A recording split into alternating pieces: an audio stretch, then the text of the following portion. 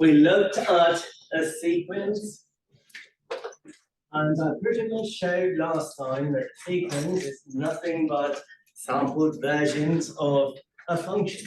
The function is continuous, a sequence is discrete. I did a sign here, and I believe I missed a peak point on that one, but I hope you got the idea. Instead of writing sine x, if you wrote it as sine n pi, by changing the value of n, you would generate a sequence of numbers. By all means, in practice, we actually use sequences. Reason being, real life, you don't have functions per se to analyze.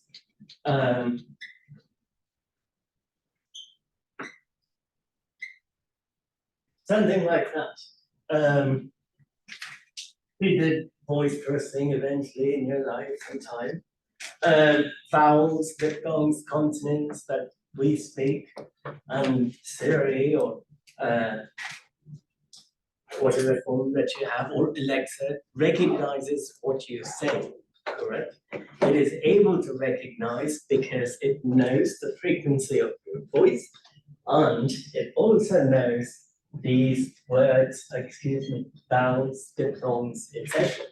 So when I say apple or even Alexa, that word combined with frequency would produce a wave. That is a function. Do you agree?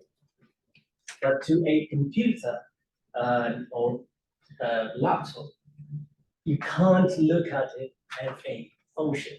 Rather, it is a series of points. By all means, it is a sequence. So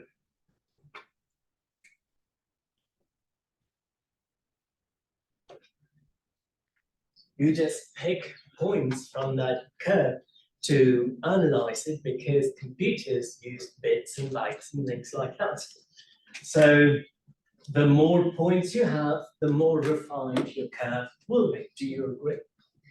If I simply grab 1 point here, 1 there, and 1 there, is it going to recognize your voice? No, it's not going to recognize anything, period. So the more you sample, the better it will be. We are able to have Alexa these days and all kinds of voice recognition because technology has come to a point where we can process things really fast. We can make this as refined as possible. Back in the day, 70s, that's the best you could do. 80s, things improved. 90s and 2000 slowly improved. Now we've got great resolution. Does that make sense? And we are only getting better in the sense we have moved from one dimension to images. You get great resolution on your phones, yes. I don't know if you were born in the 2000s or the 90s. Motorola Razr was a hip phone to have in 2000s. You should see the pictures that it would take. Awful, he knows, and it was like the best thing that could happen to you, having a razor. I had a razor. Awful images, but compared to that, significant improvement. So, in practice, modeling requires a sequence of numbers sampled from a function. If you want to understand this, just knowing sequence of numbers will give you the shape, but it doesn't tell you the properties or other applications of that function. For instance, area under the curve, integral, right? So a curve by itself doesn't give you information, but an integral gives you some sort of information. Agree? So we should be able to do all kinds of stuff with the sampled points, ordered list of numbers, the sequence, yes. It's a little topic, I'll let you finish. Huh? I'll let you finish.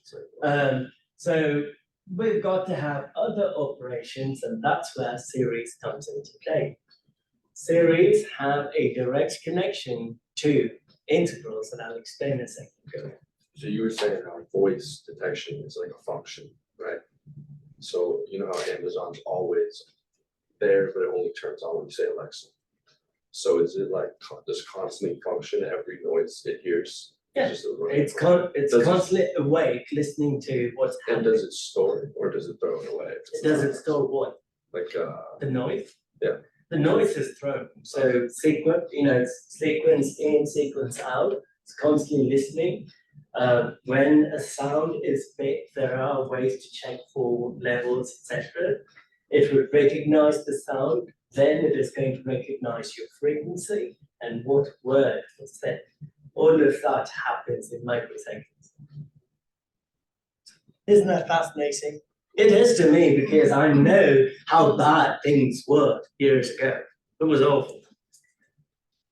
Oh, good, okay. So sequence, we define it by a sub n, which would be, excuse me, general term. You can start the index at 1, you can start the index at 0, and depending on where you choose, the general term will change. Last time I wrote that arithmetic sequence one way and it worked for the natural numbers, it didn't work for the sequence that we were looking for. So if you mess the general term up, it is going to mess every same subsequent analysis up. Good? So assuming we have a sequence, assuming we have the general term, we can come up with a series. Let's see. I'm going to start with basic sequence 1, 2, 3, 4, 5. What is the general term? this is one. Yes. AN is nothing but n.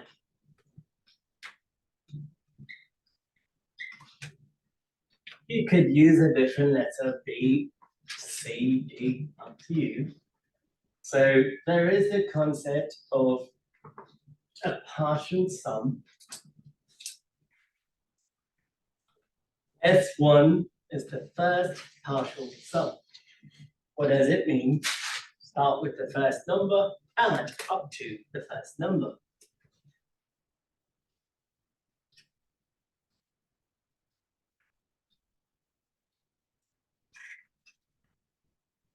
S2 would be the second partial sum.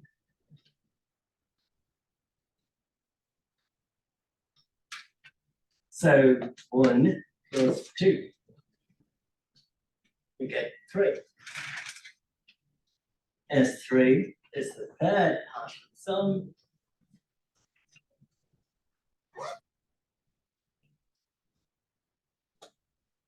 One plus 2 plus 3, and that would be 6. What would the fourth partial sum be?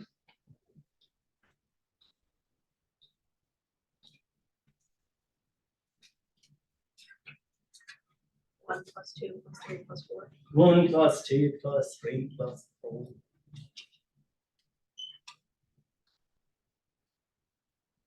Good. What would the nth partial sum be?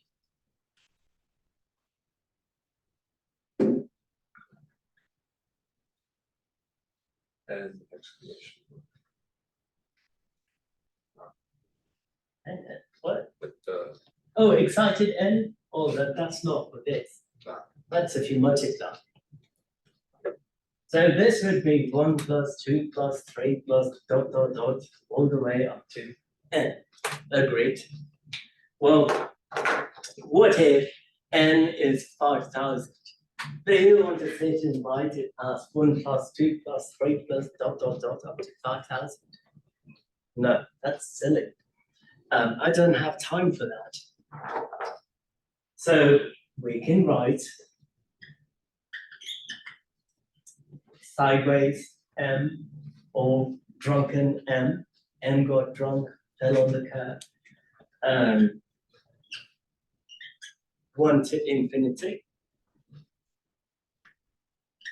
Oops, sorry, 1 to, I'll call it uppercase M. We could do infinity, but I'm just going to do N.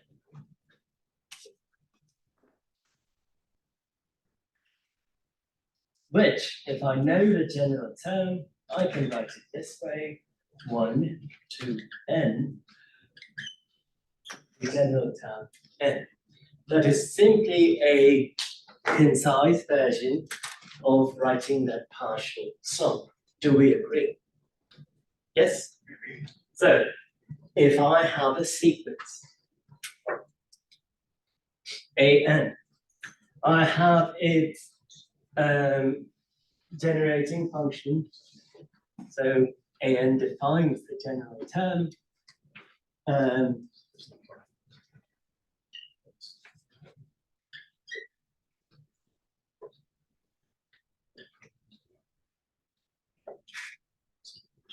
Do change this to uppercase N. So you're summing from 1 up to uppercase N.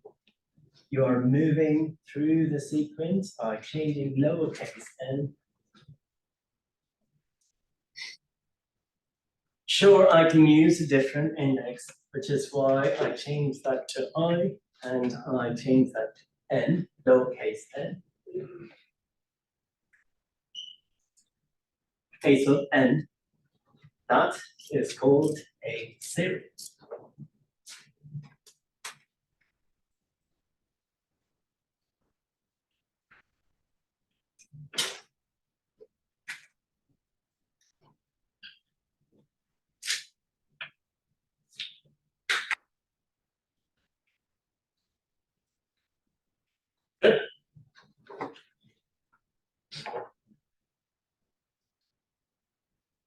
Erase this part, right?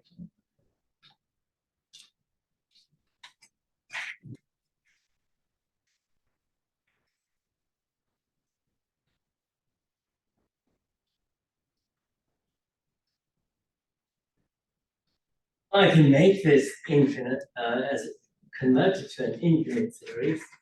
I'll call it F infinity, which some would like to call it or write it this way, limit n approaches infinity, Fn.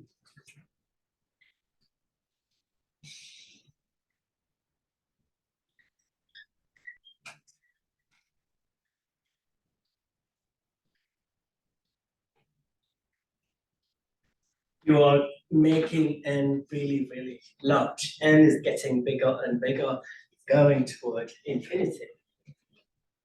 You can get rid of the limit part, and you can also write it this way: 1 to infinity, a n.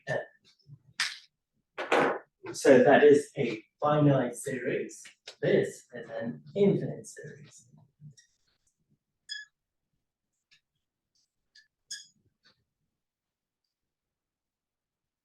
Good. That right there is the nth partial sum.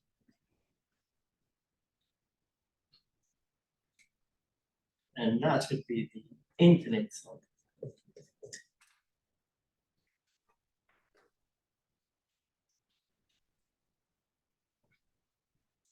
Now, last time we looked at bounds of a sequence, we looked at convergence of the sequence. Convergence simply means that the sequence eventually approaches to some limit. It converges to a value. Bound would mean the sequence is between two numbers, upper and lower bound. It doesn't exceed that value. The sign sequence, -1 to +1. If you have a sequence that is converging, then it has something to do with the series as well. I'm going to write that in a second. But are we clear as to what a finite series is? what an infinite series is? Good? Yes, no, maybe? Okay.